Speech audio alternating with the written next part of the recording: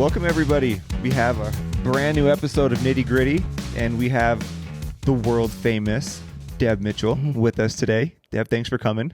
Who brought gifts? Which we are wearing. You know, we are being adorned. If you really want us to love you from the get-go, bring gifts. Yeah. Right? It hasn't happened a lot. We had Sadie, she brought us cookies, and that was good. We have actually had a couple. I don't think we've had, jewelry right off the bat. That was the first jewelry. And you guys are wearing it. And we're already wearing it. It's on my wrist. It's so good. I'm not coordinated enough to put it on by myself, so she had to help me. This came off a size 48 belt, so it fit around my wrist 3 times. So Deb, your company is Twisted Silver. Yes. Which is an eco-friendly jewelry line. Is that how you define it? Well, not friendly. Yeah, it's not friendly. It's extremely friendly. Right. And it's eco. So I use things that are cast off. So it's eco-friendly, but I call it eco jewelry. It's like eco-saving. Eco. I'm saving the planet. But yeah, she's like an eco-lifeguard. Yeah, I kind of am. You are. Thank you. You're going in and saving stuff and making cool stuff out of it. It's so true. So, yeah, I think it's really cool. So what types of jewelry do you do? We obviously have kind of some bracelets and wraps on our wrist, but what type of stuff do you do? Like, what is Twisted Silver? So everything. Like, I'll do, the earrings, necklace, bracelets, and I just do everything. But now I do some men's, and I always have some kids, and just anything you can make. Like, coming up, and this is a secret, I've got a girls club. It's the subscription club, and I'm doing this, they're called sunglass chains or glass chains. Right. It's kind of a new big trend, and they're coming in the club. So, So I'm doing everything. So I'm expanding into that now. I see that being a good one. Yeah. Isn't that funny how things come in and out? It's like, I always call those croquis. So croquis, but fashionable croquis. Right. Exactly right. So they're not going out of style. They're just really useful. Right. Like you never see, I'd say, like fly fishermen, for example. Mm-hmm. People that are out doing pretty active things with their sunglasses, they always have their, I just refer to them as croquis, but you're saying it's coming back as kind of a fashion statement. Yeah, it will be a fashion statement, and I think it's going to be here to stay. People like me, I like to have my glasses on, but I don't want them always on. I don't want them on my head, messing up my hair. And so I actually have been wearing them around, and I went mining the other day, and I took them. It was so awesome. They weren't falling off on the ground. Right. My phone did, and it cracked, but my glasses stayed around my neck. It was neat. Dang. So Deb, let's go back to the beginning, how this all got started. I'm really, really interested, because you had said Twisted Silver's been going for 15 years? 16 now. 16 years now. Yeah. And it might even be longer, but I'm not very good with numbers. Anyway, so you want to know how it started? I'd love what to hear happened? The story, yeah. Okay, so I was stay-at-home mom. Always my focus was that. But I came from a background of fashion, and I went to Weber State. Go Weber. Okay. And I got a degree in fashion, and I worked for the Bon. I don't know if anybody remembers that, but the Bon Marché, and I was the fashion coordinator. And I worked there for years before that. And then I really loved putting on the fashion shows. That's what a fashion coordinator does. Sometimes I dressed the windows when things were slow. But I started getting phone calls from the agency in town, and then another one in Salt Lake. And as they would need fashion coordinators, if they were double booked, I would do those shows. So I was going from Salt Lake all the way to Logan, wherever they needed a fashion show put. I just work with the models and put the clothing together. So those were really fun times. So it was really something that was sad to leave behind. But I loved raising my children, and we were in California, Bay Area, and raised them and had a blast. So your fashion shows, was that in Utah or in California? That was in Utah. That was after I graduated. So, is there a lot of fashion shows in Utah? So, yeah, if you're anywhere hanging out by the malls, at least they used to do them in the 80s, So, fashion coordinator in the 80s, what the styles were.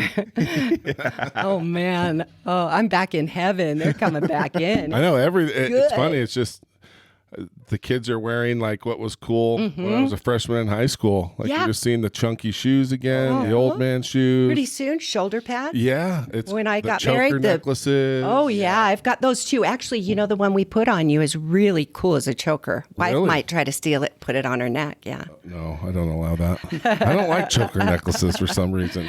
That and high-waisted jeans, I'm against it. Oh, and that is the look. I know. It's ridiculous. Oh, I'm excited. I love it all. But so you anyway, went from fashion coordinator. Then I got married and moved to Bay Area. What took you out there? The husband. Okay. Yeah. And so he had a job there, and I just dove into motherhood and loved every second of it, and was putting on the neighborhood parties and always the room mom. And, anytime that there was I just got involved with everything. I did we had like book clubs for the moms, and we just had a lot of fun, and I enjoyed it a lot. But if there was ever something like this summer, I was doing crafts, teaching how to sew, teaching the kids how to make barrettes and paint frogs on there. I had 2 boys and then a daughter. So, I did boy stuff and girl stuff, and then I did a lot of exploring. So, but one thing always I loved was taking old stuff and turning it into furniture, whatever, clothing. I always shopped at secondhand stores when I was the fashion coordinator. And this was back in the 80s. People weren't they would kind of look at me like I was weird. But nowadays it's kind of a thing. Yeah. Oh my gosh, like the vintage market is it's crazy. Crazy. I mean, old t-shirts that you're buying from DI. Mm-hmm. You buy them for $5, sell them for $200. Yeah, it's true. But there wasn't such thing as eBay or anything back then. And Right. I just like to have cool clothes, and I can really look through anything and find what I like. So because of that, I looked always slightly different. It was, it was something that I've always been very good at. And so Where did that come from? I have no idea. My mom and dad, where they're did that like, come what from? the heck? They're like, what are you doing?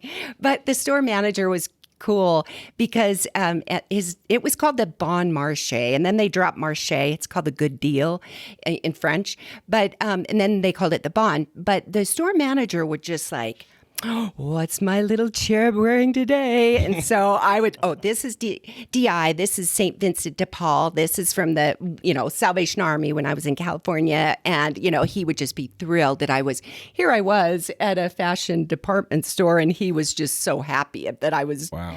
But I was leading out. And I think that's what he saw in me. And they never had a fashion coordinator before. So he knew I was in school for fashion. And he said, when you graduate, I am making a position in this store for you. So he's one of those mentors that He saw something early in you. He saw something, and we all get mentors, I mean, it just happens. Yep.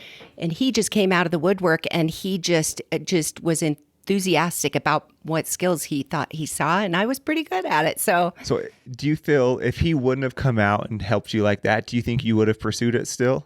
I think it's so deeply ingrained, but I don't think it could have been my path because it's really ingrained in where I ended up. Okay. A lot of the things that I gained from doing those fashion shows and getting the confidence of actually, because if I backed up just a little bit, I was the most shy human. I was scared to death.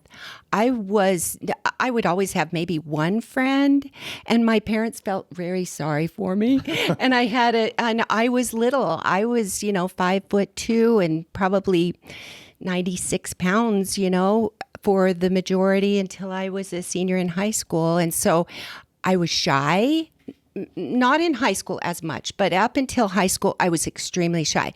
I have a very 6'4" brother, Wow. 5'9" sister, and teeny little eensy. And my brother was big, and he was on the football team. They called me Little Jimbo, and they'd give me sandwiches. And anyway, so yeah, I was shy, and I really feel like fashion was something I was picked to be on the teen board. They had those little models that they pulled from the high schools and let you do their fashion shows. And that may have been the only brave thing I'd ever done in my life.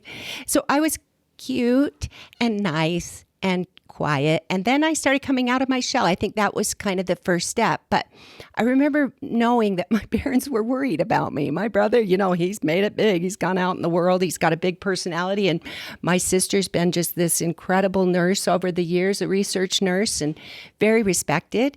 But they worried about me. And so they protected me. And I remember thinking, oh man, I don't have any interest. I'm not good at anything. There was this feeling of, I'll be a mom. I'll be a school teacher when I go to college because I didn't like school. I wasn't good at it. And I went to my first course there, sitting in there listening to what elementary school education was about. And I'm like, oh my gosh, I'll be in school for the rest of my life. I am out. So it was really awful until that moment that I found out there was something called the fashion department. So it was really freeing to me. And I think I gained a lot of self-esteem and I learned that I was good at something. So I didn't think it would translate in the real world. Like nobody's going to hire me, 20 years later after I raised my kids, a fashion coordinator from the 80s. There's not going to be if there's a fashion coordinator in a department store, you're really lucky. And in a small town, there just really aren't any. Right. So I didn't think that was my future. I didn't know what it was, but I knew I loved being a mother. And I didn't want anything to get in the way because I had stuff to do. And me and my kids did a lot of fun things and a lot of exploring. And I really adored every moment of that. But then there came a time when I knew for a fact that my kids would all be in school at the same time for 6 hours a day. And a high energy human knows that crap. We're only like a year and a half away from that in our house. It's a lot of hours. I'm so excited to see how my wife treats me after that happens. I think it can only be. Well, they call it the club. Yeah. At least they did in California. And all those club ladies would ask me to go to lunch and go to movies. And I'd go, who do you think I am? I am not in the club yet. And so, but I did know that I didn't want to be going to movies and dinner and shopping all day long. And I didn't want to play tennis every single day. There were things I didn't want to go to school ever again. So I was a little bit terrified. High energy people need something to grab onto. And so I tried to figure it out. But as it turns out, I just listened to that passion inside that was leading me to randomly beads. The summer before, beads. I couldn't stop talking beads. I'd beads like beads on a necklace. Beads. Yeah. I never did anything with beads other than wear them. And I wore beads well back in the day. But I didn't know anything about beads. But I wanted to make really pretty things out of beads. So it became jewelry and hair clips, and we do it for the neighbors, and I taught the kids, and then all of a sudden I was overtaken, you guys, by vintage silverware. It wouldn't let me go. I had to go on eBay and buy a bunch, and I was pounding it, drilling it, turning them into wind chimes. We call this a wormhole. Oh, that's what you would think. It was a wormhole, and that's what I was a little bit worried about. But that was the summer before my baby, went into school full time. And I didn't know where it was taking me, but I gave one. Now, you're from Highland. You know Dear Lizzie? It's that shop. Yep. Oh, yeah. She was my best friend in California, one of my good friends, and she was moving, and I was sad because she liked all things vintage, and I didn't have anybody to show my vintage lace to. Who would I do that? Anyway, I was really kind of sad about that, but I made her wind chimes, and she loved it and walked around to her party, her goodbye party, and gave me a list of 15 orders and said, you're going to have to start a business, figure it out. I'm like, but I don't. Wow. Okay. Well, there's chimes? orders. Wind chimes. And I don't even like wind chimes. So, but they were cool because they had those silverware pieces that I was just in love with. I can't even tell you how much. And I'm still in love with silverware, vintage silverware. Check them out. Like, look at them next time at your grandma's house. So anyway, they're beautiful, but I was pounding them and drilling them and hanging them and putting beads on them. And I was intertwining those two big, weird passions that I had just had. And now I had a business. So I did it with my girlfriend who was she had a degree in business. So I said, okay, good, we're safe. I'll do all the fashion or creativity and you'll do that. Equal opposites. Exactly. Right? Well, it turns out she just wanted to make them too. So really it was like, oh, okay. Nobody's really watching the business, but that's okay. Well, she got bored, in a while. She just wasn't so excited as I was. But what happened was, and this is where it gets fun, I knew I'd get bored, and in a year, I was pretty much done pounding wind chimes. But I'd heard it several times. I want to wear your wind chimes. So I said, I'm going to turn one into a necklace. And that day I did. I pounded it. I twisted it. I hung it on leather. And I went, I love it. Then I put it on some beads. I went, I love it. People are going to think I'm very weird walking around with a spoon on my neck. But it was the opposite. A woman walked up and said, that's my necklace. She's the one that said, I want to wear your wind chimes. She wore it, came back in a week and said I could have sold 100 of them.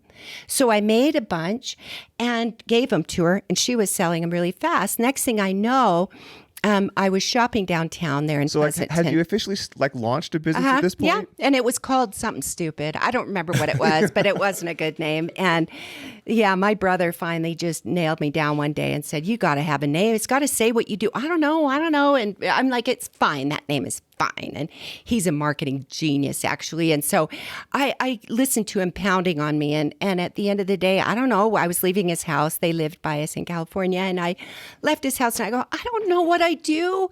I smash silver. I mangle silver. I twist silver. And I went, it was like the choir was singing and birds were, and I had goosebumps and I said, oh my gosh, it's twisted silver. I know it. And the ex-husband said, oh, it'll be some porn site. And I said, well, let me see. Let me see. And I Googled it. And luckily there was Google at that point. And so I looked and nobody. And it wasn't anything, and people weren't saying twisted so much at the time. Now they're saying you're so twisted. Now they weren't at the time.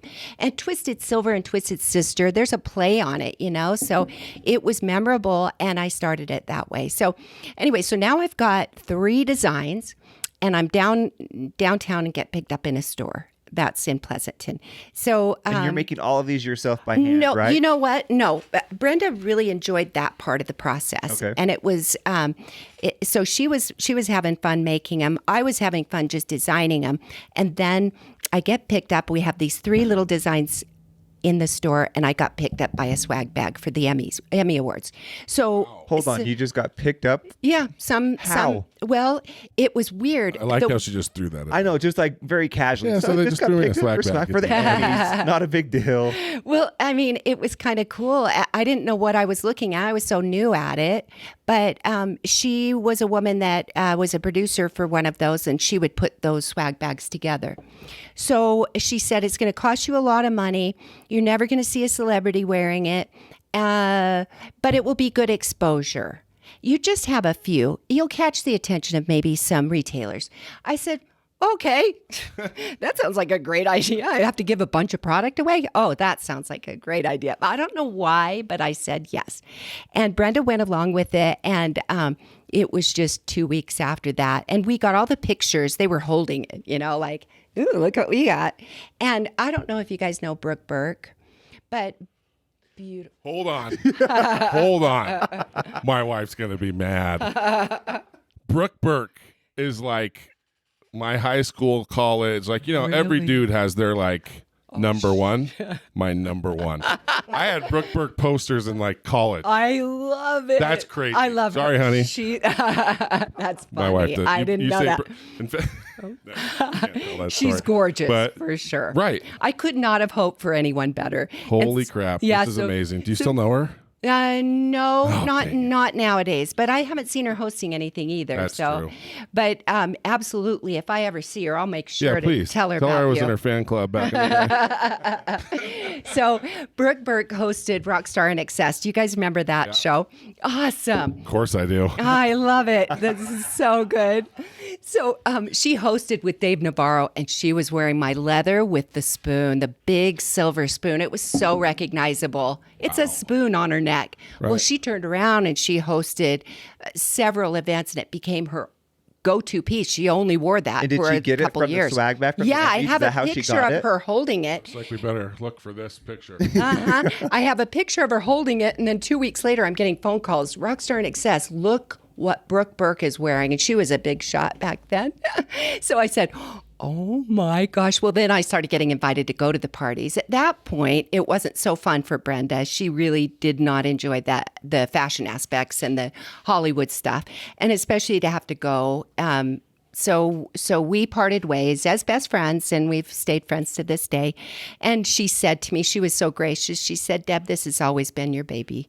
And it was like released me from the guilt that you would feel. And she said, I know it's going to be huge. I've known it all along. So she was wonderful. But that, to have a partner has never been my ideal after that, because we were really well matched. But there's always, it's difficult to do it. So anyway, yeah, she was great. So now the celebrities are wearing, now I'm getting invited to go to the parties. So the Oscars, Emmys, and Grammys.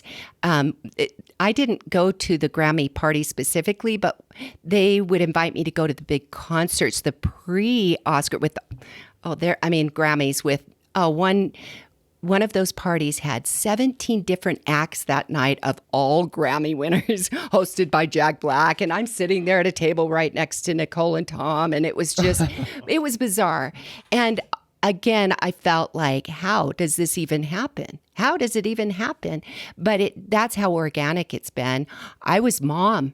When I'd get invited to do things, I just wanted to be mom. I would say, no, I don't go out of town for anything. I'm mom, and how do you go from this shy girl not talking to the red carpet at the Emmys, Grammy? That's crazy. Yeah, it's crazy. And they're the pre-parties, so I didn't really get to go to the actual events. Dang it, one day I will. But the parties, to really talk to them and connect with them and style them, that's been just the golden ticket for me. So at those parties you were invited, but were you, I don't know, did you have like a display of jewelry, or were you giving still in swag bags and all that kind of stuff? Yep. And so you now have made it to a really big, crowd, a really awesome group of people that are getting awards, and now you're talking to them and you're asking them about their styling needs. What kind of events do you have? Do you have any, premieres, any red carpets? What do you have going on? Once they connect with the brand, then it becomes, I work with them to style them and find out what their look is. And then we usually, there we go. You found the picture? You are good at that. Look at that. Yeah, and there's Found that it. spoon. The picture of Brooke Burke. Brooke Burke wearing the spoon necklace with Dave Navarro. That's a good she picture. texted me this a few years ago. I just remembered that. 16 years ago. I don't know how long ago it was. It was a while. But all those experiences that I had leading up were really what gave me the confidence to turn into an entrepreneur, because I think you guys would understand what it's like to be an entrepreneur. It's scary. For sure. Right. Mm-hmm. So were you designing like custom jewelry for that person, for that event, or did you still have a line and you were just saying this would look good for you then? Yeah, I've always had a big, broad line, and we haven't even gotten into the best part of my line, and that's the eco part of it. So because of the way I design with cast off pieces and parts, because of that, who knows what it ends up looking like. So the whole line, it's very cohesive. It looks like a twisted silver piece, but it might be that tiny little necklace that I brought in, or it might be this heavy duty, heavy beaded, big silver piece. It depends on what that cast off part is that I find. And then I'll look at it, dust it off, clean it up, and then go, how could I show this off the very best? The bones in this thing are so beautiful. And then it will turn into something. It's like it becomes what it wants to be. So as far as the celebrities, when I'm styling them, I'm usually looking at what I have, what things. I don't really spend a lot of time doing custom pieces, especially for other people. No, for myself, for sure, my best friends, but I don't do it. It doesn't work that way with me for design.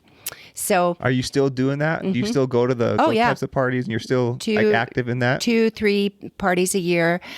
We've recently, about 3 years ago, started getting invited to George Lopez's golf charity party. It's like a big birthday party. It's a wonderful party. And we love this one because it's just teeny.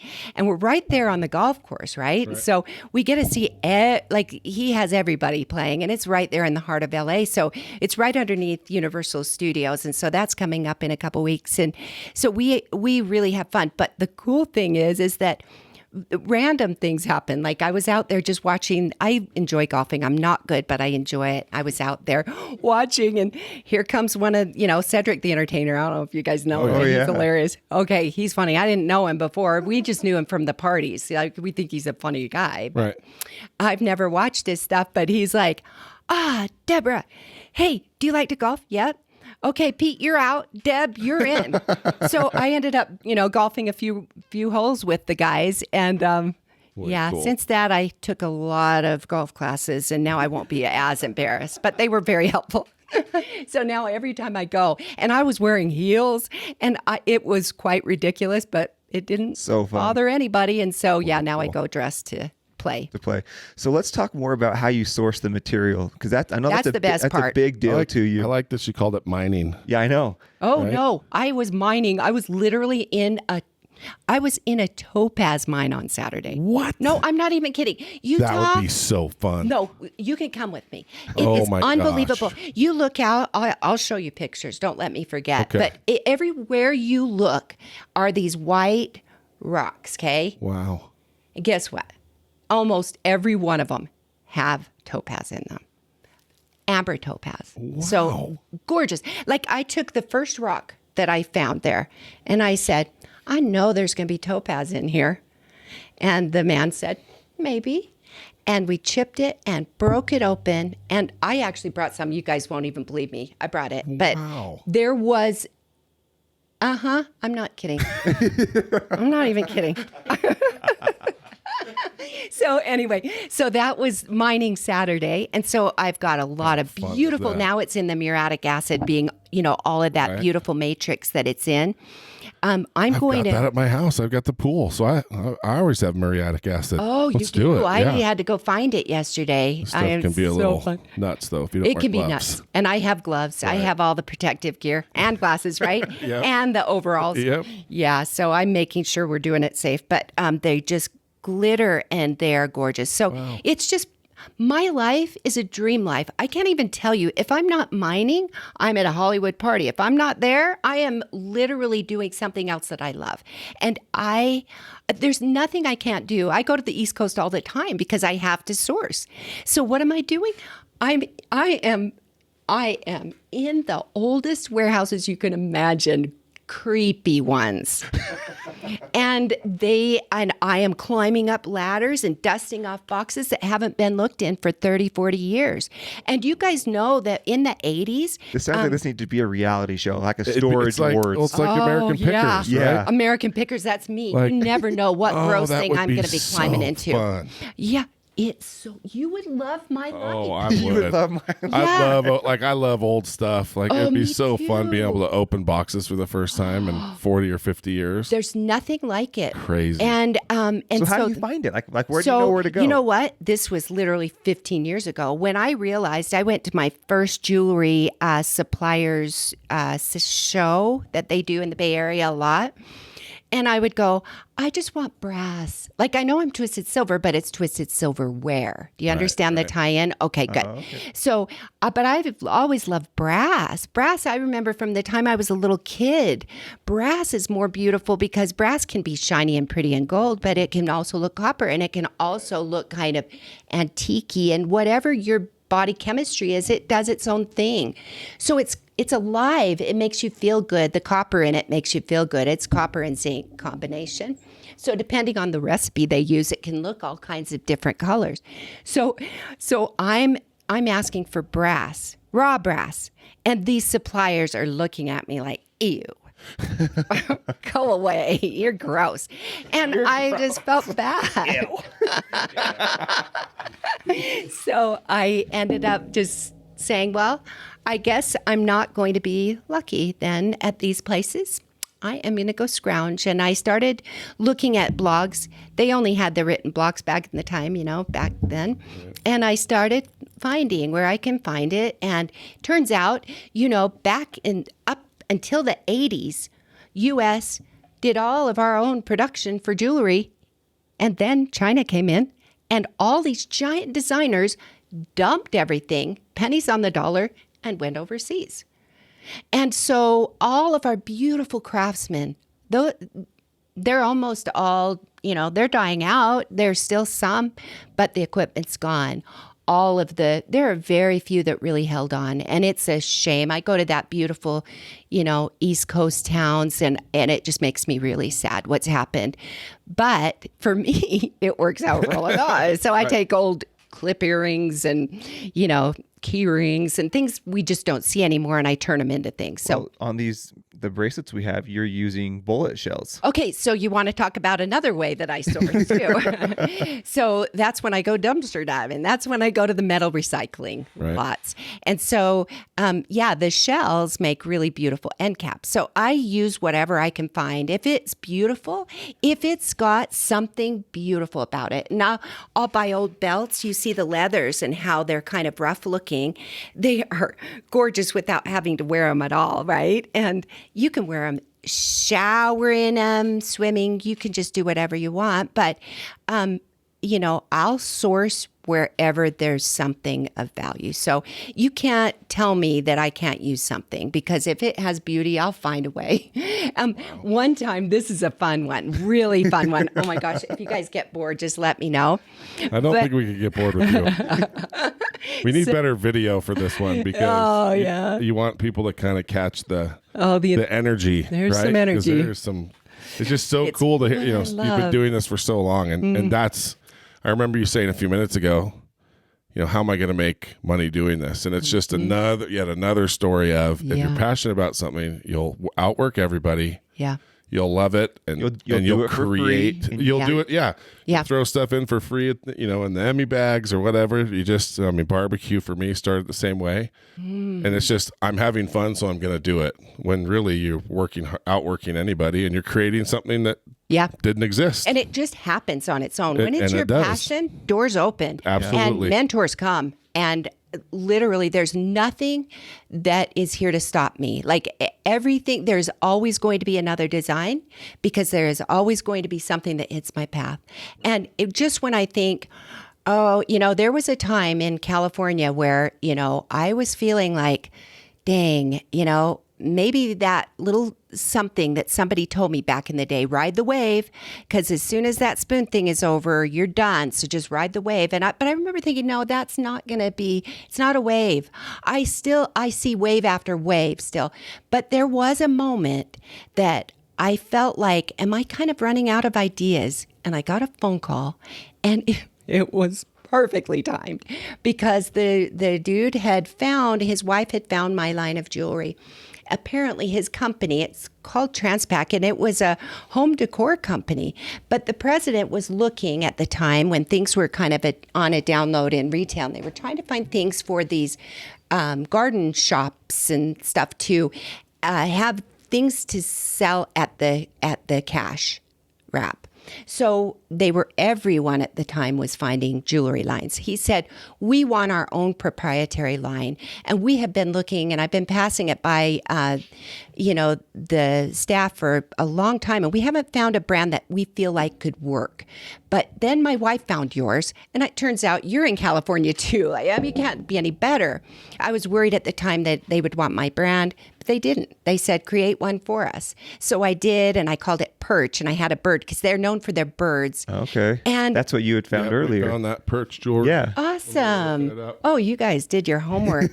And so that I really prepared for this one. Years. You're welcome, Andrew. And so it was really fun, because, I'd go up to Vacaville and work with these people and show them the new things. Well, once we get prison. Yeah. Right. I worked up in Vacaville. Oh, it's man. hot up there. Sold alarms up there. Yeah. Well, it's hot up there. It's way hot. Yeah. Anyway, sorry. Well, this is a national brand. So this was fun for me, because my company, it was still pretty small. And it still is.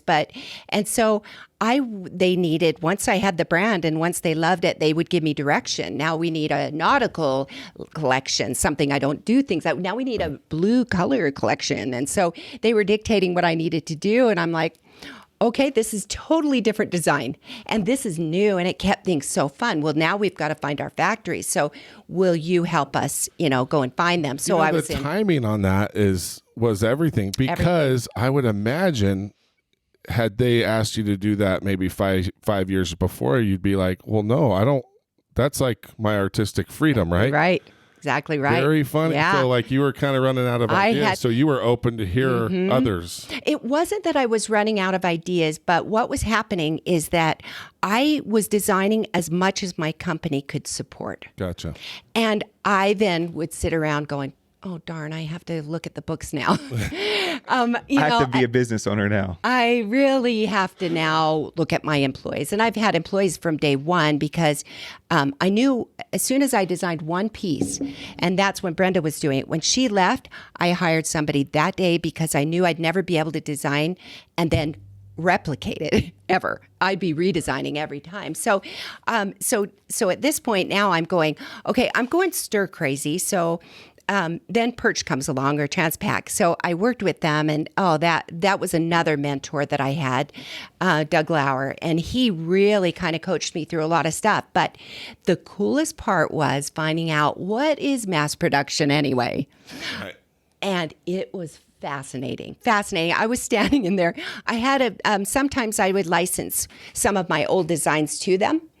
And when we showed up in the factory, one of the factories that we had selected, there were tables and tables of all the ladies making one style of earrings. The one style of earrings were some of my best sellers from before, but they were so labor intensive that, and I called them chainmail, my employees called them hate mail.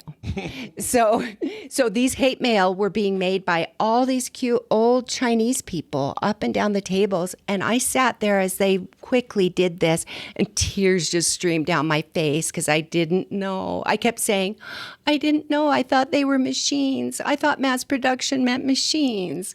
Like my heart hurt. And so my, they were looking at me very concerned. And then the interpreter lady said to me, they're very worried. What are you thinking?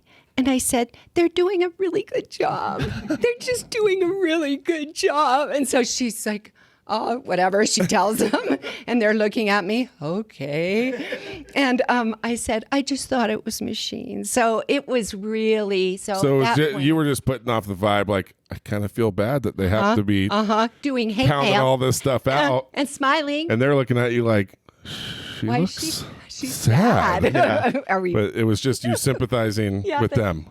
That they were working so hard on hate mail. And so that was, and I got to see what it was like, what those factories were like. And so we worked with 3 of them, and I connected with all of them and felt like they were all humane. And then you would see the product, and they had their QA, they had their offices there.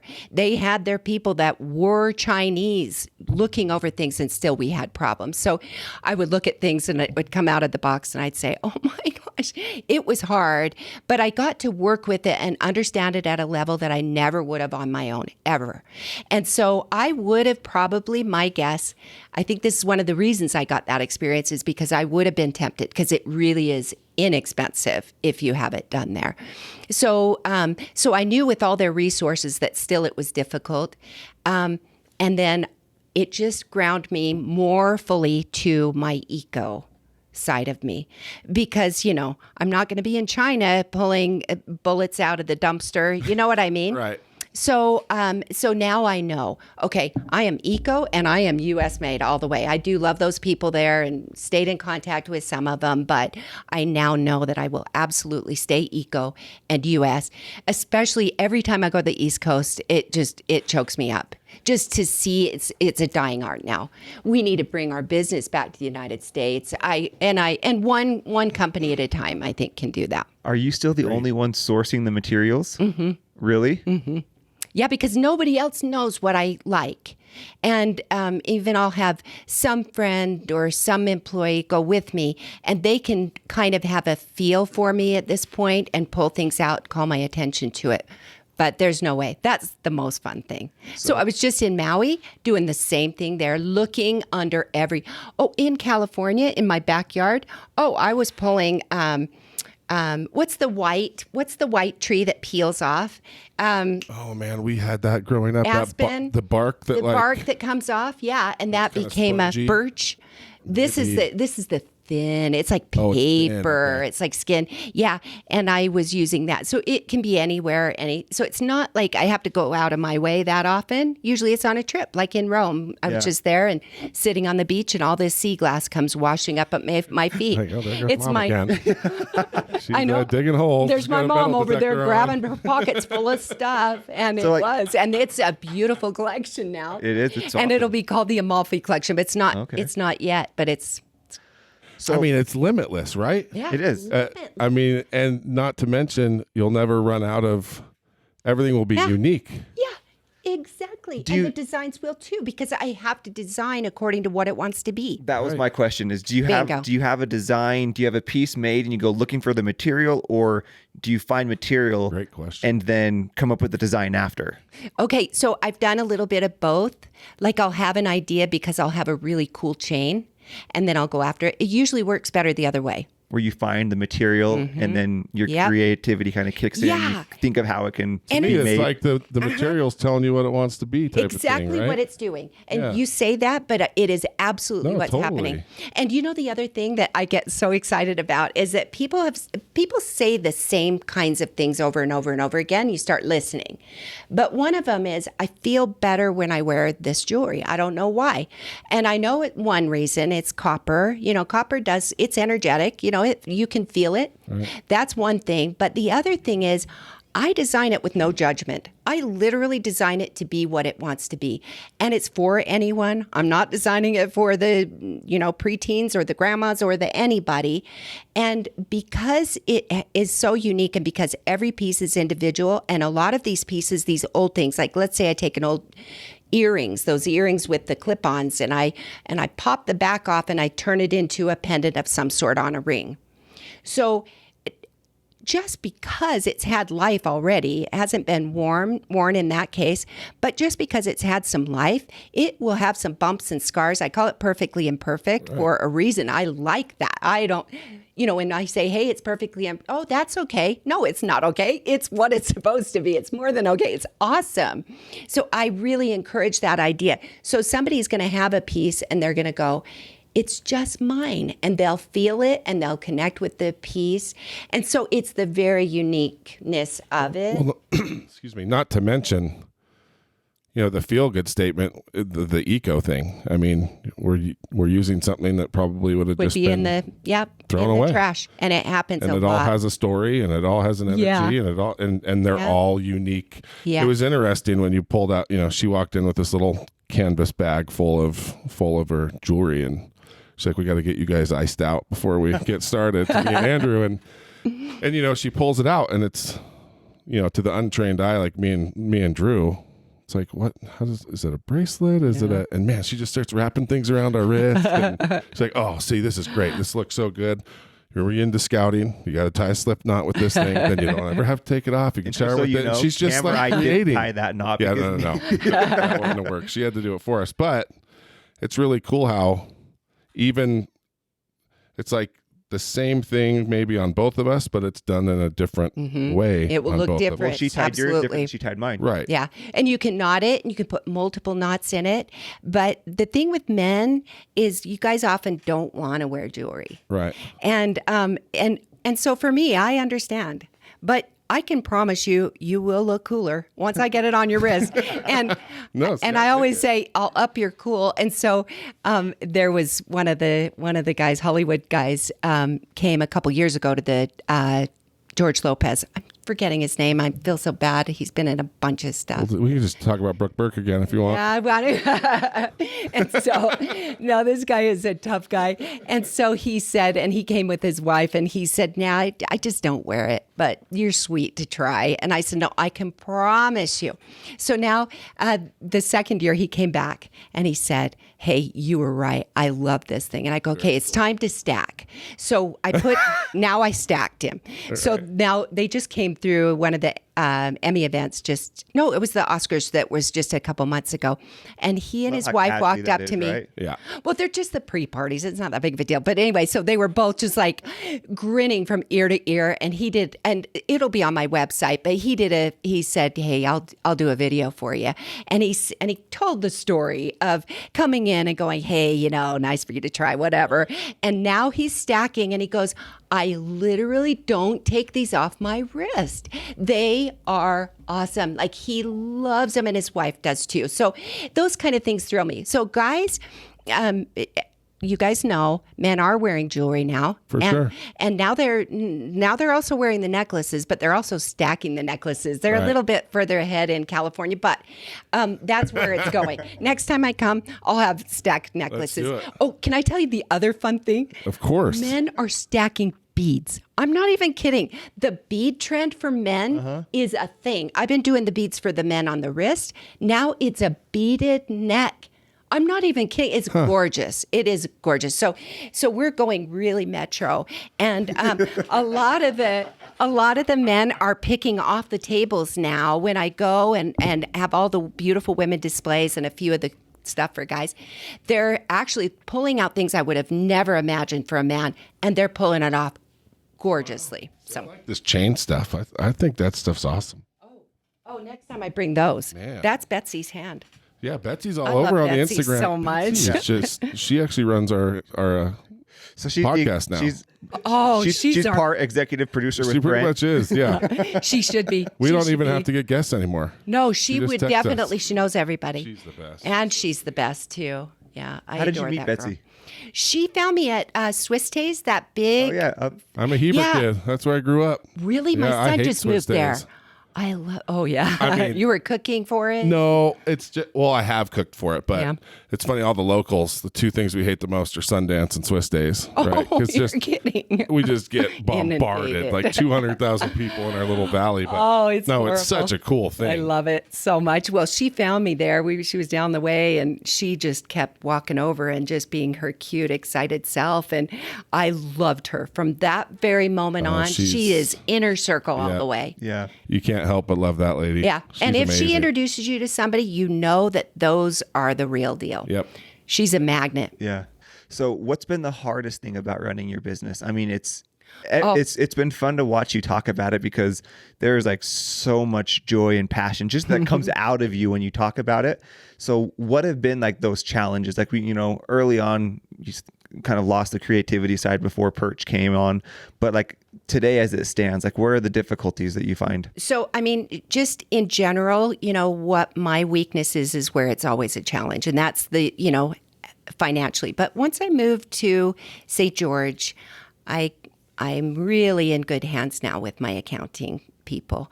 And so employees is always the second hardest. And How many employees do you have? right now I've got probably 3 full-time, 1 part-time. So And anyway, are they mainly making jewelry? Is that two Okay. are production. And anyway, and we're in this darling Greengate Village.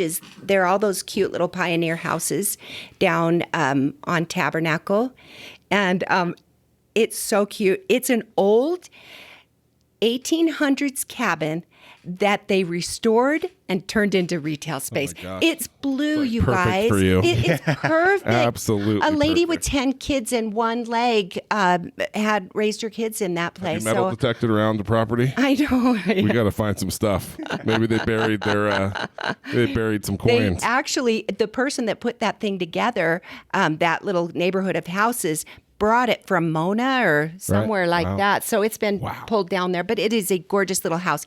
So employees has always been very difficult. But again, St. George, I landed really in a wonderful place, and feel I like the have desert- incredible. And it's just, it's like artists and deserts, man. It's just the thing. Like Joshua Tree, like I just feel like all the red rock down there. It's just, man, if I'm an artist, that's what I want to be surrounded by. For sure. And I don't know why it drew me. I'd never spent any time there. I had one friend there. I don't know what pulled me there, but I got there and I just hit the ground running. I have absolutely adored every second of being there. And now I've got mines all around. There's an opal mine. There's the gypsum. Are you even kidding me? The very first piece I ever designed was out of gypsum. My really good friend, Tanya, the only person I knew in that whole town, brought a bag of it and said, you'll figure out something. I'm like, what is this? Oh my gosh, I just about died. I woke up the next morning and said, I'm going to put it in my kiln first and see what it does. Okay, turns to dust. That's not going to work. I'm going to put it now. I'm going to pound it. Whoa, I'm going to drill it. It was so fun. And I woke up the next day with an idea in my head. I was going to rivet it and I knew what it was going to look like, and bam, bestseller, continues to be a bestseller. Betsy wears it really well. So anyway, it's stuff like that I'm surrounded by. Then I, run out of gypsum and I have to go back to the mine. Well, now Instagram finds out about it, so they shut that mine down. Oh my gosh. Well, Betsy then has a friend who has parents that have gypsum mine. And so they supplied me. Yeah, of course. Betsy. I know. Betsy's the best. Yeah, you know anyway. With the topaz mine? I know. Hold on. No, that just happened last week. That's No, honestly, it was bizarre. And so I was saying, my very favorite, somebody was asking, well, what do you want to do? I said, I want to go find a gypsum mine. Do you like mining? Yeah. Okay. I have a field trip. And we ended up at the Topaz. And the call yesterday was, okay, I'm planning our next field trip because there's an fire opal mine. Oh my gosh. Are you kidding me? Well, So I have a hope good it comes life. through, like through the mic. Yeah. This is why we need better cameras. I don't know how to relate it, but it is like it's like a kid on Christmas morning. It is. Like watching her talk about this stuff. It is just like, oh my gosh. Oh, it is the greatest. I wanted to get my pick and shovel and just go. Like, where do you need me? Yeah. See, I am driving to California next weekend There with you my go. smoker. I got a job down in California. Really? I might need to stop in St. George and help you do some mining on the way down. Absolutely. That would be awesome. Absolutely. Yeah. And all through Nevada, their mines. Oh my gosh. No, seriously, my life us just on the gets road. better and So better cool. and better. Yeah. Well, and you're outside, and that's it's awesome. Yeah. So, and the business has evolved too, right? Like you just launched, you talked about it a little bit, but your membership. Oh yeah, the subscription. So we did that, yeah, since I've moved to St. George, yeah, and it has been, that may be like the best thing I've ever added. So what is it? So every month they'll get $100 worth of jewelry for $40, and then they pay shipping, and so people are thrilled. It's it's designer jewelry, so it isn't expensive when you think of it as it's been designed. This is not off racks in China, Right. and so that part, but it's not something that people just want to buy a whole wardrobe of it. And so it's a way to collect a really nice wardrobe of jewelry and a lot less expensive. So people have been all really your happy. stuff is really affordable. Yeah, Just it is. going It through is this, affordable. like- But when you've got Target that has really cool jewelry, no, there's no question. And even Walmart sometimes has But cool jewelry. Target's not out freaking pounding rocks like you are. And when you've got H&M and when you have Forever 21, you've got the looks, and even though it's made in China and it's made out of cheaper stuff, it has a look. So it's a lot. And Yeah, but it doesn't have a story. No, That's why you got to thank be on you. more podcasts. yes. Like the stuff you're making already has its own story. Like, Yeah. It's like And that's Phoebe what- from Like Friends. I've got 22 shells, like brass 22 shells in my bracelet. yeah. Like that's manly. And That's she can, cool. Well, she can tell you probably where she found them. Yeah. Yeah, I know. Yeah, exactly. Oh, man. Yeah, with that. Yeah, it happens. But The story's I agree. everything. The Like, look story at for Nike, you is right? everything, but not for everyone. I think Fashion you'd be girls surprised. aren't always into the story. Well, and maybe you're right, but it's I'm like not Nike. They say the value of Nike is in their storytelling. That's why they Yeah, have absolutely. a 96% market share. Like we get so into sneakers because every sneaker has It's a story. There's a a reason. story, true. and it's not just about how good the sneaker looks. Yeah. It's why they made this sneaker, what it signifies and means, and that's how you connect to it. And so with jewelry, I mean, if more people knew, I mean, I just think of videos, like I would love to see the video of her get out of the car at the Fire Topaz mine, just like, like, this is the greatest thing ever. That's it. I mean, you buy every Fire Topaz piece that comes out for the next year because you remembered her pounding rocks there. Yeah. Oh, when I was doing that very thing, and we do have a video, I'm chipping away at one of the rocks, and I can see a topaz in there, and all of a sudden it opens up to a mini cave filled with them. Crazy. I'm wanting to cry. Please tell me you've got beautiful. like a videographer out there I with did you. not a videographer, well, but you I gotta have take somebody somebody out there taking with you. videos, Okay. definitely. I did get videos, That- and it was so fun. That'd be so cool to watch. Every single thing I do is fun, though. I mean, there's nothing that I don't love now. So you talk about what is not great, what the challenges are. We all have the same challenges, you know. Something will happen all the time. But I've learned that none of those challenges, I look at anything other than an opportunity. And We assign the meaning to every event. exactly. And then you There's the quote. I got You've another been one. slacking on those Ooh, lately. I'm liking it. But the nice thing is that if you go at it like an opportunity and you're willing to pivot if you have to, that's what I've learned how to do. I'll pivot so fast and I won't even think twice. So what's so funny what you just said, it's just the word opportunity, like using that word as opposed to a challenge. The chemicals in your brain react differently. And so you could say, I have this challenge, and automatically it becomes a negative feeling inside of you, and you approach it. But when you say, I have an opportunity, all of a sudden it fires differently and your neurons correct differently, and all of a sudden it looks as a positive. Oh, exact. Okay, I've been learning about that, the biology of belief. Joe Dispenza. Oh my gosh, you know this? This is so awesome. It's the quantum, right? I Right. mean, it's exactly what happens in our minds. Yeah. You have to Oh, I look can at it, nerd out frame on it. this stuff. You figured it all out. No, no, definitely not. But That's I love pretty it. smart, but Oh my gosh, he's so smart. No, truly, that's exactly what it is. And Like, I words think matter. as an The words we entrepreneur, use matter. words matter so much. And I think the optimism draws in more optimism. I know it does. There's no question. sure. I used to be mocked a little bit for my optimism. It used to be the dumb blonde. that's because misery loves company. I think so. They're just jealous that they couldn't be that way. And they could be that way. It's the thing. We can all be that way, but Right. it has drawn in there. It's just unlimited. It just keeps coming, and it's all mindset. It 100% is. It absolutely Well, is. Man, wanna- do you know how much people would pay? Have you ever thought about, there's a company I saw in the Johnson Files where you can go and make your own necklace, right?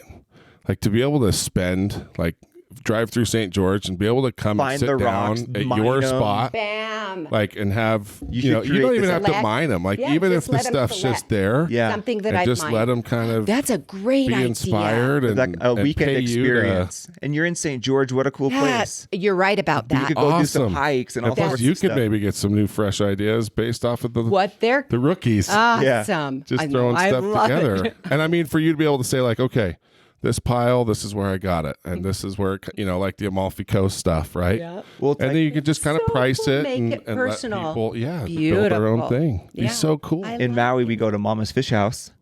And what's awesome is it says this fish was caught off of this Telling you, beach it's by Really? this all about fisherman. It the is all story. about the story. Yeah, thank you Telling for you. always reminding I me. mean, you have a quote I actually heard. It said each piece has a story and every person has a story. Yes, and You I know? believe it. And that's why yeah. everything comes together so well. Yeah, This it's right so here true. used to be those long braided belts that people wore with jabots, and they let like hang down their left leg. Or the forgot about that. or the Jinkos. Or the Jankos, you're right? Oh, was a how thick belt for the funny, I Jankos because forgot they were about heavy. those.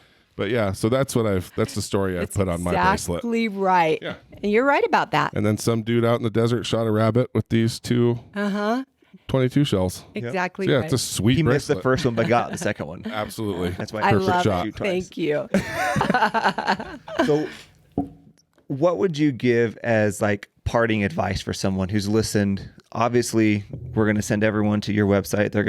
You're going to have you're going to sell out of everything. Because after listening to you, how could you not want to own everything you make? Right.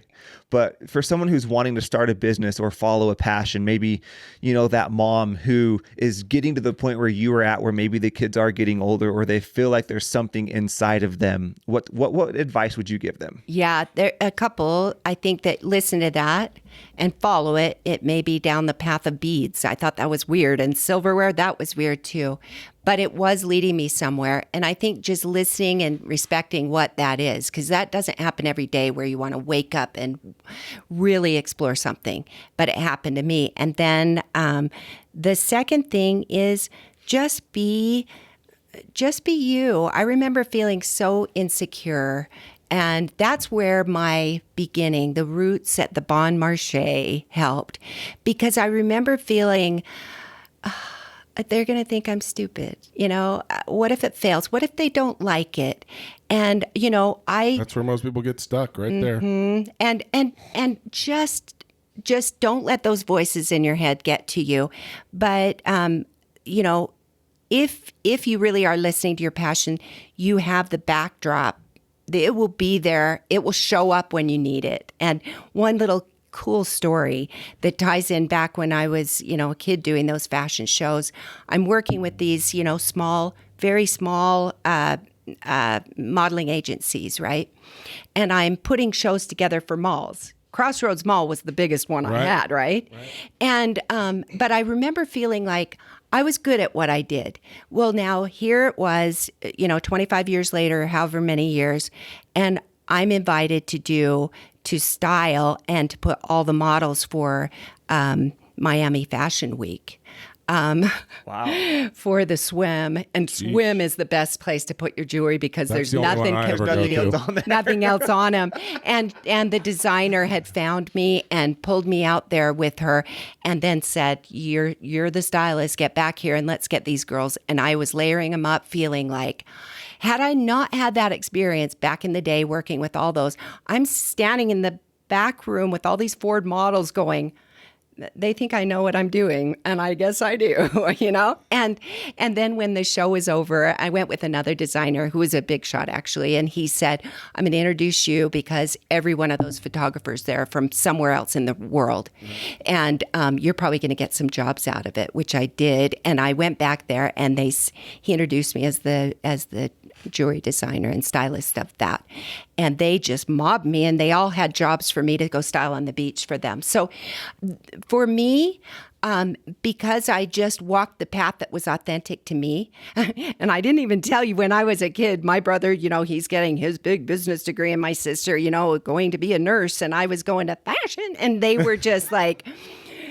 kind of rolling their eyes and patting my head. Poor Deb. She doesn't have, and they were so cool and nice. But everybody, like I said, was a little concerned that I wouldn't really have a clear path.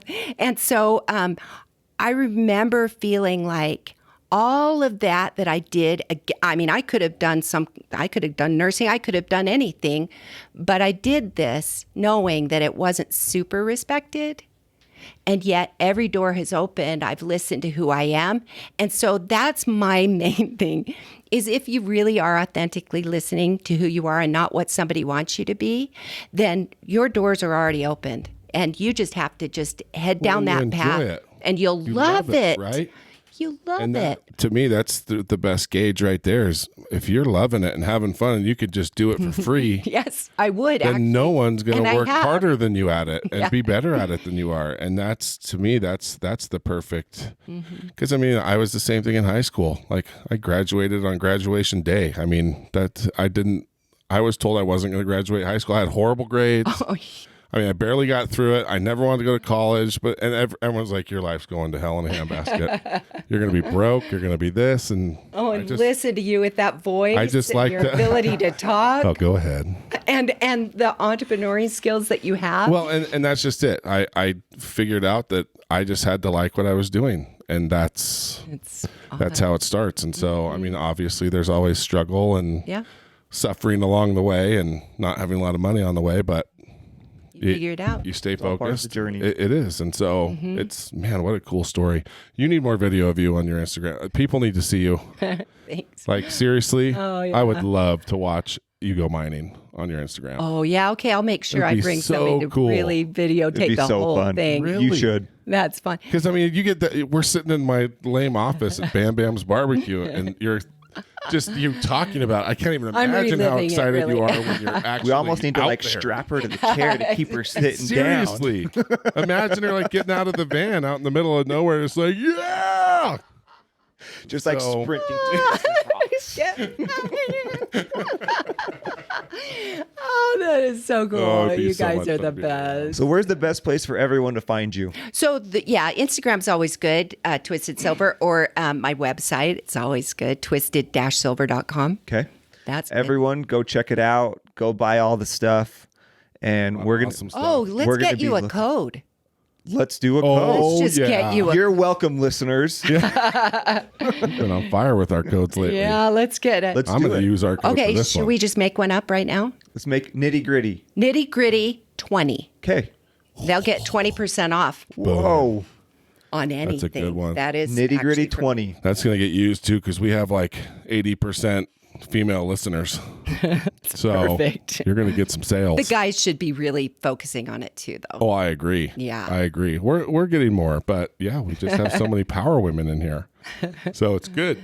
That's Well, thank We you love so it. much. This has been Thank you, so much guys. So much fun. You'll see me in St. George probably next weekend. Good. Be like, where are we going? awesome. So that would I'll be do so field cool. Or at trips least all to day come long, and see every the 1800s Yeah. building. Yeah, We're come gonna back just stop there in say hi. and then pound some things out in I my would- in my studio. That would be fun. Yes. That would be a lot Okay, of fun. I'll be Okay. in touch. Give me your number. Alrighty. Thank you Thanks so much for Thanks, the guys. freebies. That's very cool. Yeah. My wife's going to love it.